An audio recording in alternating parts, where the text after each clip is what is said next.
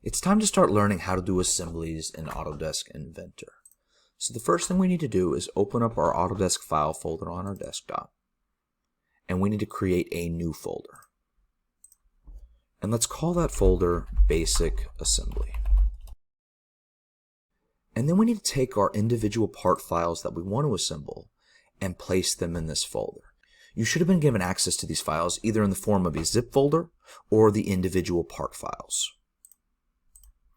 And so you can choose to download each file individually or just download the one zip folder with all of the files already in it. I downloaded the zip folder, so we need to unzip it. I'm going to right click on the file and go to Extract All. And this window should pop up. Just go ahead and hit Extract. And a new folder should pop up. The folder that popped up was this new folder that was created, the unzipped version of the folder. I'm going to go ahead and open this. And you can see inside are all of the individual files. I'm going to make sure I select all of them and copy them into my basic assembly folder. And then once I have all these files in my new basic assembly folder, I need to create a new project in Autodesk Inventor. And so I'm going to go to Projects, and I'm going to select New. I want to make sure I have a new single user selected and hit Next. And I'm going to call this project Basic Assembly. Now it's important to note that you are not done yet just because you named your project. You also have to connect your project folder to the new folder you just created on your desktop. And so to do that, I'm going to click on these three dots and I'm going to find that folder. It's in my desktop underneath Autodesk Inventor files, and there it is, my new basic assembly folder. I'm going to select it and hit OK, and I'm going to hit Finish. And now that I have that new project selected, I'm going to hit Done. And if you did it correctly, you should be able to click Open and see all of the individual files. I'm going to hit Cancel, and I'm going to go to New. And I'm not going to make a new part file. I'm instead going to make a new assembly file. And I want to make sure I hit Assembly Standard and hit Create. And then we need to place each part in our new assembly file. And to do this, I'm going to go up to my browser. I don't want to go to Place from Content Center. I'm actually going to hit this drop-down arrow, and I want to make sure I select Place. If you did it correctly, you should see Place Component. If you do it incorrectly and you accidentally click on Place from Content Center, you'll see this weird window. You don't want this. I'm going to go back to Place, and you should see all 9 assembly files. I'm going to go ahead and select the first one and hit Open, and I'm just going to click anywhere on my screen. And you can see I have my first part dropped in. And you can see I can actually select, if I zoom out, I can actually place this file multiple times. I'm going to right click and hit OK. Don't place it multiple times. You only need one of each file. I'm going to go back to Place and go to Assembly 2 and hit Open and just place it somewhere. And again, I can place it multiple times. Please don't. I'm going to go to right click OK. And you might say, well, that's great, Mr. Anderson, but I don't want to select each one. That's a little annoying. Well, you can actually select them all at once. I'm going to select everything but Assembly 1 and 2 because I've already placed those, and hit Open, and you can see I can automatically drop all 7 of them at once. I'm going to just click and then right click OK, and now I have all 9 parts in my assembly file. I'm going to hit my home button to center it, and you might notice there's these little lightning bolts next to each part in your browser saying it's out of date. To fix that, just go above your ribbon to this local update button and select it, and it'll automatically update these files. They're just really old. I made these files years ago in an older version of Inventor. But let's take a look at these parts now. If you look at it from the top view, you can see it's a bunch of random pictures. There's a bunch of parts with parts of a picture on it. And what are we trying to create? Well, if we open up our basic assembly folder that we made on our desktop, you'll see there actually was a picture that we copied over. I'm going to go ahead and open that.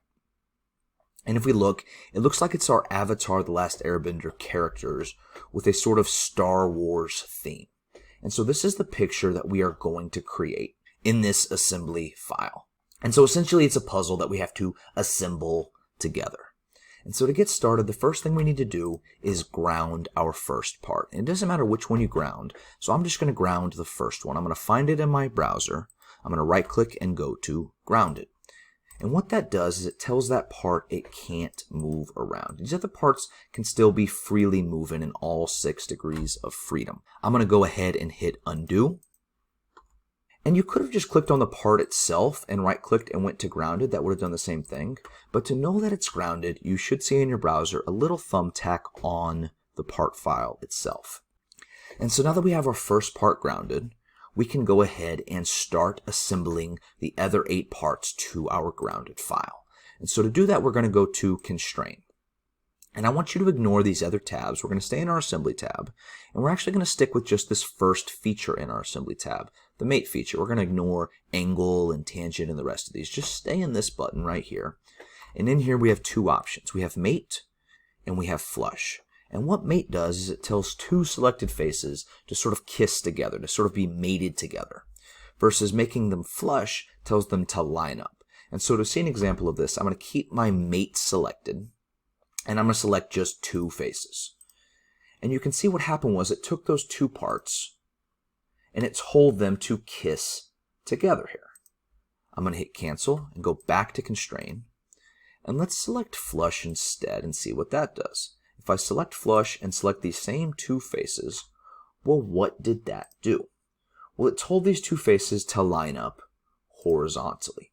If I hit Apply, what this did was it made these 2 faces stuck together horizontally forever and always. If I right-click and go to Cancel, I can move these parts around left and right, but I can't move them up and down. I can move this forward and back and left and right. But again, they're flushed together. These 2 faces now have to align forever and always.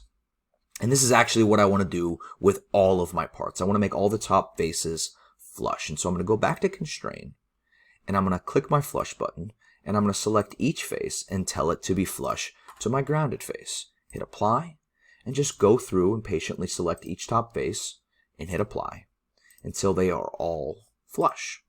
Hit Apply, go again, hit Apply, go again, hit Apply, and then just make sure you get them all. And to check if I missed any, I can just go to my right view, and I can see, oh, I didn't get these 2. I'm going to go back. You can see they're not lined up. If I select this face and hit Apply, and then this face, and hit Apply. Now they're all flushed together. They're all stuck on the same level, so we removed a degree of freedom. I'm going to hit Cancel, and I'm going to go to my top view. And if you look, okay, we can only move them up and down, or I'm sorry, forward and back, and left and right. So I'm going to go ahead and do that. I'm going to start moving them around into the place where they belong. And so if we look at our picture, we can actually use this as a guide to line them all up. It looks like Sokka Solo, or Sokka/Han Solo, is to the left of Aang. It looks like this Appa face is at the very top left, and so I'll move him up here. And it looks like I selected the wrong one a second ago. Sokka Solo is over here off to the left. And if we look, Jar Jar Momo is off to the top right. And this sort of Zuko Sith Lord is over here to the right. This is Sokka's leg. Here's Aang and Katara's leg. And here's Yoda/Iroh, which I think is the perfect fusion of 2 characters, the ultimate wise character. But now we sort of have them in this sort of logical order.